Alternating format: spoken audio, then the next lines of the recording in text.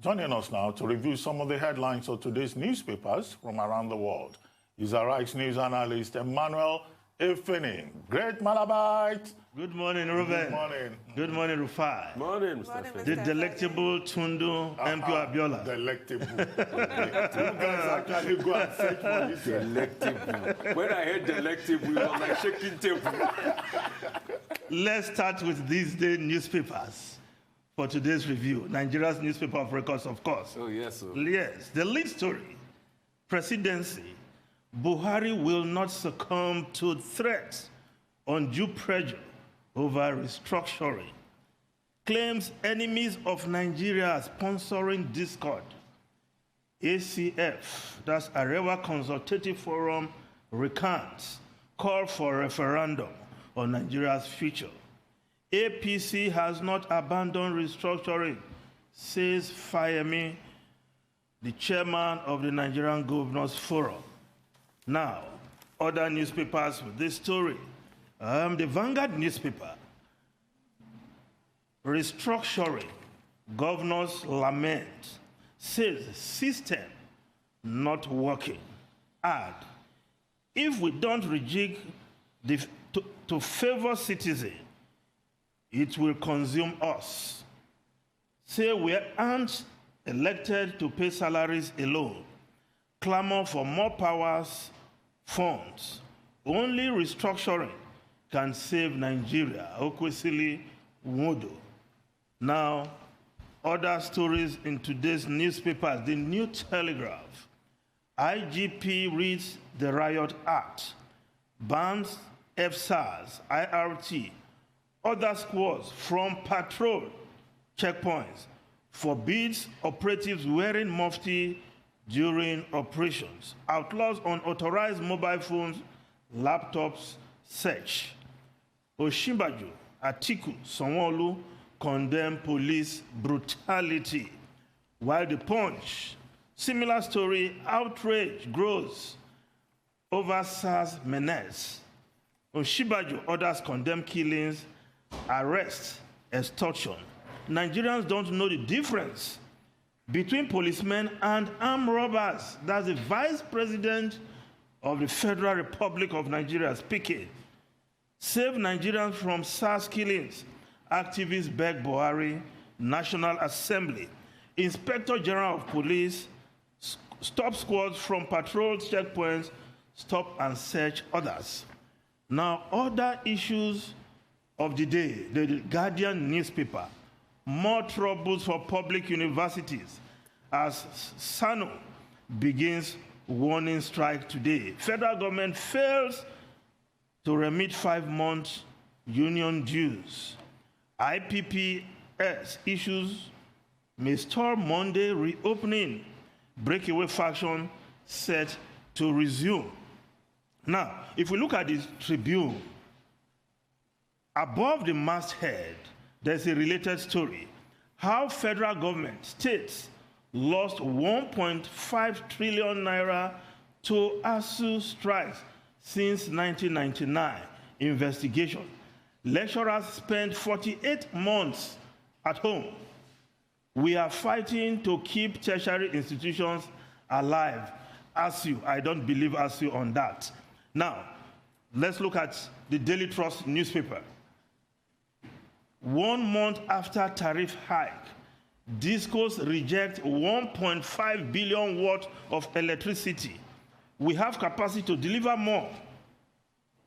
More power, says Gencos, the generating companies.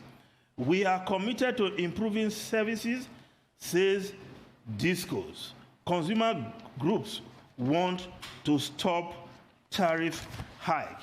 If you look at that story, the 11 power distribution companies, Discos, could not deliver 33,958.16 megawatts hour of energy made available for evacuation by the generating companies within 1 month from September 1, 2020, when the Gencos hiked electricity tariff by over 80%. Now, so much for cost-effective tariff, yet they cannot evacuate power delivered to them. Now, the Daily Independent, another troubled area, controversy trails scarcity of international passport booklets.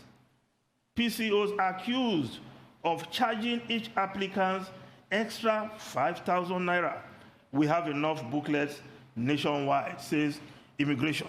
Now, if we just quickly look at the foreign newspapers, look at what is happening in the UK. The Times of UK. Criminals get shorter sentences in COVID bonus. Yes, some people are benefiting. Judges take new prison restrictions into account. Criminals, including pedophiles, violent offenders, and drug dealers, are avoiding jail, and having sentences reduced because of coronavirus has led to harsh regime in prison. And of course, between the shorter terms being shorter sentences being given by judges in order to meet COVID-19 prescriptions in the prisons. Then the Financial Times also reporting vaccinating all UK not going to happen once task force head. Johnson predicts bumpy winter, COVID jabs for adults only. Lack of clarity criticized. Now, if we look at the United States of America, where Trump is the COVID issue right now, President Donald Trump, the Washington Post, actions add to confusion on Trump's health. White House report on Trump condition continue to be limited and contradictory. But President Trump himself, infections Trump briefly leaves hospital to greet supporters. Secret Service agents, doctors are gassed at Trump's drive outside hospital. According to one secret agent, he is not even pretending to care now. President Trump, infected, yet he seemed to be uncaring, still thinking about self. Ruben Rufai, Tundu. As usual. I was going to comment earlier on the political theater that has developed around President Trump and COVID-19. And President Trump has been very consistent in playing politics with COVID-19. That drive-by that occurred yesterday, the doctor that condemned it is a doctor called Dr. James Phillips. And he said that this is nothing short of insanity for the president to think that with a very serious problem like COVID-19, he could still have a drive-by for political reasons. Well, maybe he's under pressure. After all, Joe Biden, Vice President Joe Biden now has a double-digit lead, about 10%.